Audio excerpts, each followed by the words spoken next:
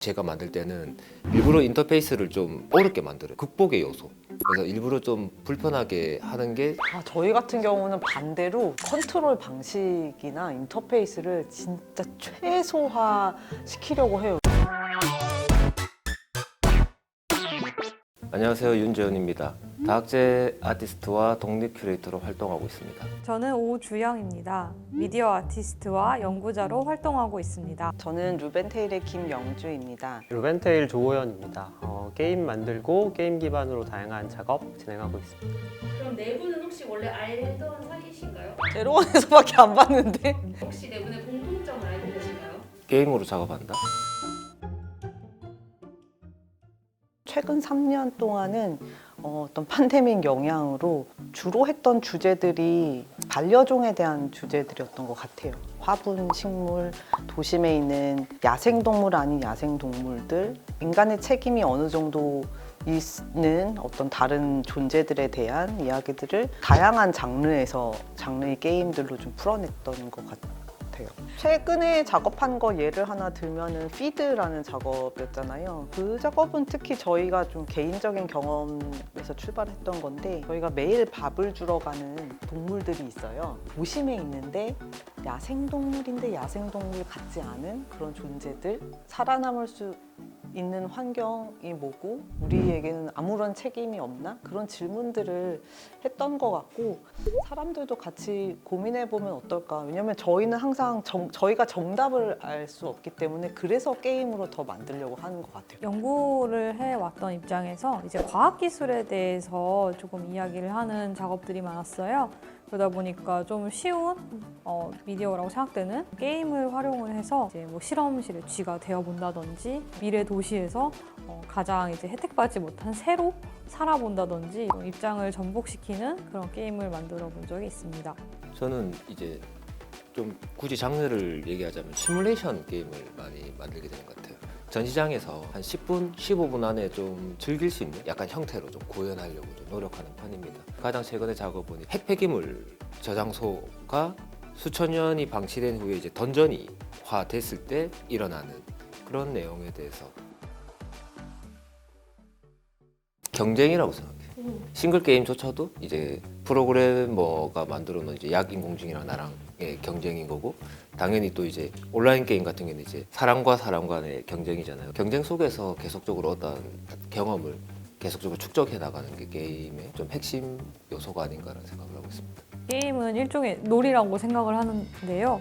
잠깐의 리프레시를 줄 수도 있고, 아니면 다른 세계에서 나를 새롭게 의미를 찾아낼 수도 있고, 아니면 내가 의미를 부여해서 그 공간이 나한테 어떤 가치로 다가오게 할 수도 있는 것 같아요. 어떤 규칙에 기반한 세계에서 플레이어들의 행동, 행위들로 구현이 되는, 그래서 저희 작업할 때도 동사가 되게 중요하잖아요. 플레이어들이 어떤 행동을 하게 할 것인가? 저도 규칙이라고 생각을 하거든요. 플레이어들이 그 규칙에 따라서 게임을 하느냐, 혹은 그 규칙을 게임 세계 안에서 스스로 만드느냐, 혹은 그 규칙을 무시하면서 플레이하느냐를 또 선택할 수 있는 것 같거든요. 그게 재미있는 지점인 것 같고. 게임 왜 좋아하시게 됐어요? 저는 이제 어릴 때부터 약간 소위 그런 애들 있잖아요. 엄마가 찾아와가지고 끌고 가고 막 도망 다니고 막 학창 시절에는 좀 스스로 좀 자제를 했던 것 같아요. 이제 대학교도 들어오고 했으니까 약간 거의 자제력을 잃어버리고 이제 거의 게임에 심취했던 것 같아요. 졸업하고 쭉 게임만 하다가 게임으로 이제는 진짜로 작업을 해봐야 되겠다.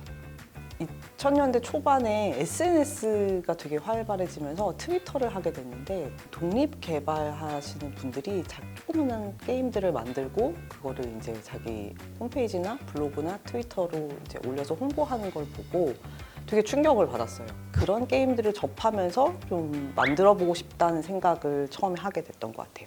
게임이라는 매체가 굉장히 재미있다고 생각을 하는데요. 굉장히 열려서 이제 우리가 캐릭터를 설정하고 플레이를 할 수 있지만, 동시에 그 게임의 어떤 시나리오나 그리고 인터랙션들은 작가의 의도에 굉장히 잘 짜여진 하나의 시스템이기도 해요. 그래서 관객의 입장에서는 되게 자유롭게 움직인다고 생각을 하지만, 결과적으로는 작가한테 궁극적인 메시지를 이어나갈 수 있는 좋은 툴로서 진화된 영상이나 회화 조각의 버전이라고 저는 개인적으로 생각하고 있습니다. 직접적인 계기랄 만한 거 생각을 해보면 게임 엔진이었던 것 같아요. 유니티?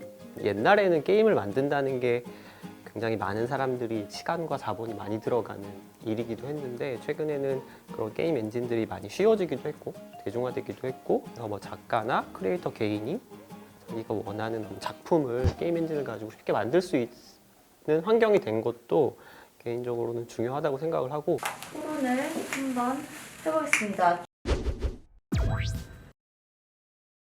저는 이제 아크 서바이버 이볼브드라는 게임을 되게 좋아하는데 아무래도 현생이 힘들 때는 좀 싱글 게임을 하게 되는 것 같아요. 그러니까 온라인 게임이라는 거는 결국은 경쟁이 굉장히 심화되는 거잖아요. 이제 아무리 내가 열심히 한다 해도 사실 개인적인 피지컬이라던가 그게 어떤 좀 스트레스로 다가오는 경우가 많아요. 게임을 잘 하려면. 근데 이제 싱글 게임은 이제 시간만 투자를 하면 수행이 되고 이제 클리어가 가능하니까 이제 아크 서바이버 이볼브드 같은 게임은 되게 넓은 월드 안에 수많은 오브젝트들이 있는데 그거를 이용해서 기술을 이제 발달을 시키면 석기 시대부터 나중에는 우주선까지 만들 수 있거든요. 나만의 세계에서 좀 논다. 말하자면 이제 좀 주라기 월드 같은 테마파크를 내한테 그냥 하나 준 거예요. 다 할 수 있다는 건 제약이 없다는 거라 가지고 엄청난 노가다를 요하는 게임이 되는 거예요. 그래서 저 같은 경우도 그 게임 한 6,000시간 했거든요. 하다 보니까 6,000시간 6,000시간? 예, 농담으로 그 피라미드 이후 이집트가 만든 최고의 유산이 아닌가라는 이제 농담을 할 정도로 제가 추천드리고 싶은 게임은 턱스 앤 페니라는 게임이에요. 8비트의 아주 기본적인 형태의 게임으로 두 친구들이 집에서 살아가는 이야기가 있고 갑자기 캐릭터가 하나씩 늘어나요. 갑자기 고양이가 나타나요. 그러다 또 지루해질 때쯤에 갑자기 이제 벼룩이 나타나요. 이제 이런 식으로 계속 얘기가 확장이 되더라고요. 굉장히 다채로운 이야기가 인간과 어떤 비인간의 경계를 넘나들면서 어떻게 하면 우리가 살아가는 지구를 같이 함께 즐겁게 살아갈 수 있을까라는 유의미한 메시지인 것 같아서 추천을 드립니다. 네, 추천드리고 싶은 게임은 트리어드라는 게임인데요. 굉장히 단순한 퍼즐 게임이에요. 세 친구가 이제 놀러 와가지고 집에서 막 오랜만에 수다를 떠는데 늦어가지고 자고 가.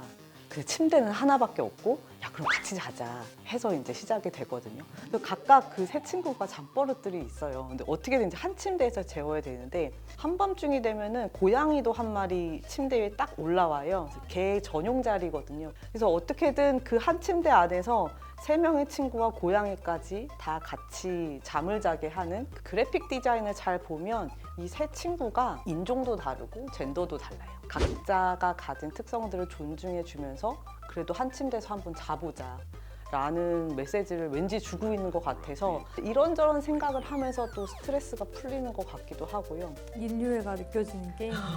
따뜻한. 네. 오이코스필북 1이라는 게임인데 뭐 한마디로 정의하자면 어드벤처물인데 그 캐릭터가 이제 돌아다니면서 약간 인터랙티브한 사운드를 경험하는 말도 안 되는 세계관을 가지고 있는 게임? 사실 스트레스 받을 때 하는 게임들이 되게 다양할 수 있는데 막 시원하게 총질할 수도 있고 때려 부셔서 스트레스 발산하고 해소할 수 있으니까 인간 세계에서 가장 큰 그 죄 일컬어지는 게 사실 살인이잖아요. 사실 게임은 그게 디폴트 값으로 설정이 되잖아요. 실제로 그거에 대한 문제의식으로 작업을 한 작가분이 있어요. 피를 뽑는 그 기구를 게이머 2명한테 장착을 시켜서 실제로 상대방한테 맞으면 내가 이제 피가 뽑히는 그런 게임이 기억이 났어요. 아 실제 그 예, 현실에서 그런 제 입장에서는 이미 뭐 밸런스 게임도 아닌 것이 당연히 이제 스토리나 콘텐츠가 더 우선된다고 생각하거든요. 실제로 대작 게임인데 콘텐츠가 좀 부실해가지고 좀 망하는 소위 말아먹는 게임도 많다고 생각해서 근데 제가 예. 지금 말씀하시는 거 생각이 들으니까 근데 예. 그래픽이 나쁜 게임이라는 거는 좀 정의하기가 좀 애매한 거 같아요. 그러니까. 예. 스토리는 좋은데 버그가 너무 많은 게임이라고 아니면 맞다. 스토리는 별론데 뭐 너무 잘 개발된 최적화가 너무 잘 돼 최적화가 있다. 너무 근데 나는 약간 그래픽이 되게 좋은데 스토리에 이입이 안 되는 게임들을 많이 하거든요. 왜 그러냐면 그 사진 찍으면서 다녀요. 걸어 다녀요. 저도 그러는데. 그쵸? 특히 그 파이널 판타지 시나리오는 잘 이제 따라가지 못했지만 거기서 이제 물고기 잡는 어부가 있어요. 그 게임을 3시간, 4시간 그냥 바다를 보면서 잡아당기는데 너무 풍경이 아름다운 거예요. 저한테 더 중요한 거는 만약에 컨트롤 하는데 조금 어려움이 있고 버벅인다. 그러면 아무리 스토리가 좋고 그래픽이 좋아도 또 하는데 어려움이 있었어요. 저는 개인적으로 컨트롤의 어떤 어려움은 잘 못 느끼거든요. 근데 잘 인디 이제 게임을 하다 보니까. 해보시면요. 음. 어쩔 수 없이 그러니까 최적화가 안 돼서? 매끄럽지 않은 맞아요, 경우들이 맞아요. 생각보다 게임의 인터페이스랑 상호작용성이 되게 많은 몰입에 갈리는 것 같아요. 그래서 저 같은 경우는 사실 아트 게임 할 때 제가 만들 때는 일부러 인터페이스를 좀 어렵게 만들어요. 극복의 요소. 그래서 일부러 좀 불편하게 하는 게 좀 미술관에서는 통용될 수 있지 않나. 저희 같은 경우는 반대로 컨트롤 방식이나 인터페이스를 진짜 최소화 시키려고 해요. 왜냐면 게임에 익숙하지 않으신 분들이 많을 수 있어서 그런 게 되게 많이 고민이 되긴 해요. 집에서 플레이할 수 있는 경우는 좀 다른데 미술관에 있는 경우는 서서 하실 수 있는 시간이 되게 한정돼 있기 때문에 그 안에 다 이해가 돼야 되는, 그러니까 뭔가 플레이 자체는 되게 쉬워야 그 뒤편에 담긴 거를 읽을 수 있는 여유와 시간이 생긴다라고 그런 생각이 들어서 근데 작가로서 그렇게 약간 어떻게 보면 관객과의 타협을 위해서 조금 잘라내시잖아요. 그거에 대해서는 어떻게 생각하세요? 아직도 너무 힘들어요. 어렵고. 이게 어려운 문제인 게 작품 자체의 문제일 수도 있겠지만 전시 환경이라던가 아니면 뭐 관람객이 그 전시에 와서 그 작품에 대한 태도라든가 뭐 여러 가지가 이제 좀 복합적으로 다 고려가 돼야 되는 상황이기 때문에 진짜 좀 연배라고 해야 되나 세대라고 해야 되나 이게 그 편차가 게임의 어떤 형식을 갖고 있는 작품은 너무 차이가 나는 것 같아요. 그러니까 아예 엄두도 못 내는 사실 그 연배가 있는 반면에 이것도 뭐 게임이야라고 생각하는 이 밸런스를 어떻게 조절해야 되나 그런 거에 대해서는 굉장히 진짜 좀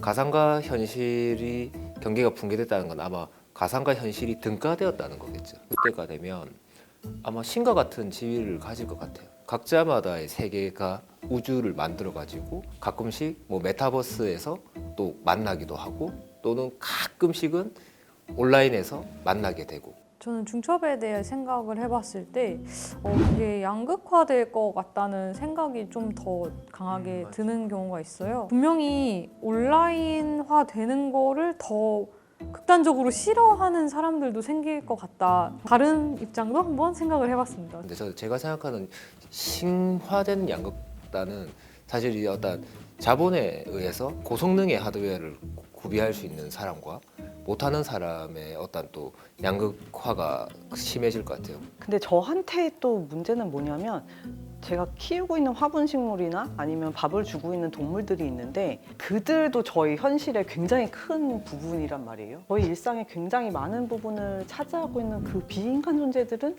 그 가상세계에는 없기 때문에 그들이 어떻게 들어갈 수 있을까? 그런 게 오히려 좀 고민인 것 같아요. 가상세계에서의 캐릭터를 예를 들어서 뭐 케어하고 가꾸는데 현실에 뭐 식물을 케어하는 것처럼 똑같이 그 중요하게 생각하는 사람들도 있잖아요. 그러니까 약간 그런 거가 있는 것 같아요. 사실 지금 되게 온라인 게임에 굉장히 심취한 사람 같은 경우에는 현생보다 온라인이 더 중요하게 돼서 저 같은 경우에도 학교 가다가 전쟁 났다고 전화 받아가지고 바로 지하철에서 내려가지고 근처에 있는 PC방에 찾아가지고 바로 그냥 접속하고 그 수업 F 받은 적이 있거든요. 인간의 본능 자체가 근데 현실에 있는 것들을 그대로 이렇게 옮기는 방향으로 이게 발전을 할 의구심은 좀 들어요. 근데 조금 더 멀리 좀 거시적인 관점에서 보자면 그 중첩되는 상황이 대다수의 사람들이 좋아하는 상황일까? 뭐 이런 생각은 해본 적이 있는. 게임을 만드는 게 되게 대중화되는 미래를 가끔 상상하고 누구나 막 쉽게 내 얘기 한번 게임으로 만들어 봐야지. 재반 환경에 있어서도 아마 변화가 올 것 같아요. 더 이상 지구 위에 인간만 생각하면 안 되는 상황에 저는 나름 처한 것 같다는 생각이 가끔 들어요. 게임도 결국에는 인간이 살아가는 사회의 한 부분이니까. AI가 게임을 만들고 인간들이 그 게임 안에서 플레이를 한다던가 게임을 만드는 그 주체가 인간이라는 종이나 뭐 이런 것들이 구분이 의미 없어지는 뭐 그런 세상이 또 재밌지 않을까? 뭐 고양이가 있으면 좋겠어요. 고양이가 있으면 좋겠어요. 그냥 3D 아주 보슬보슬한 고양이들이 보슬보슬한, 계속 네. 나오면 좋을 것 같아요. 털 안 빠져. 털이 안 빠지고 알레르기 유발하지 않고 보슬보슬하죠. 싸움이 없고